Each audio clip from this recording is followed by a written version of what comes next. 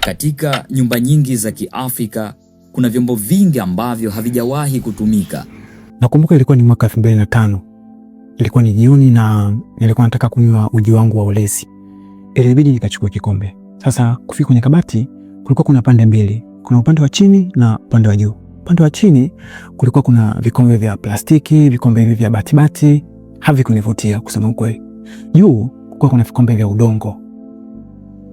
Nakumbuka mama aliniambia kwamba vyombo ni vya wageni, nikajua mpaka wageni wangu.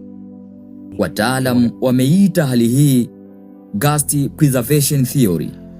Tumeanza uchunguzi wa kuweza kubaini kwa kina hawa wageni ni kina nani na kwa nini hivi vyombo visiguswe na watoto nyumbani pale.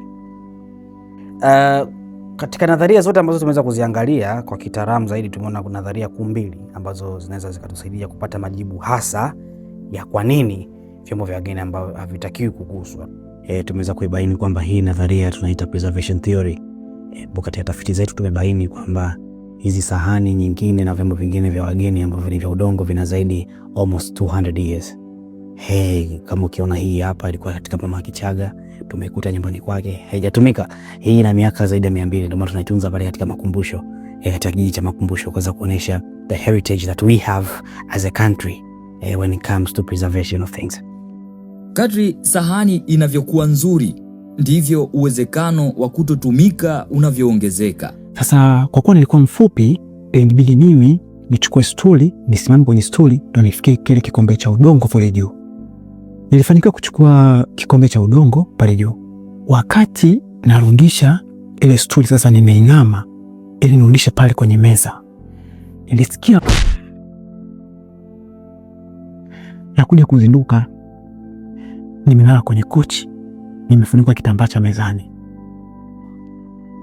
Akaniuliza kwa nini nimetumia vile vyombo vya wageni, na mimi kwa kujiamini nikamjibu kwamba nilikuwa na wageni leo nyumbani.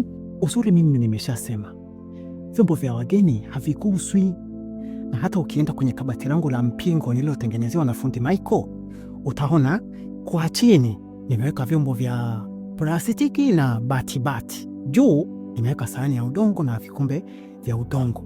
Miaka imepita, lakini vyombo bado vinasubiri. Vyombo vya wageni havikuguswi. Havikuguswi.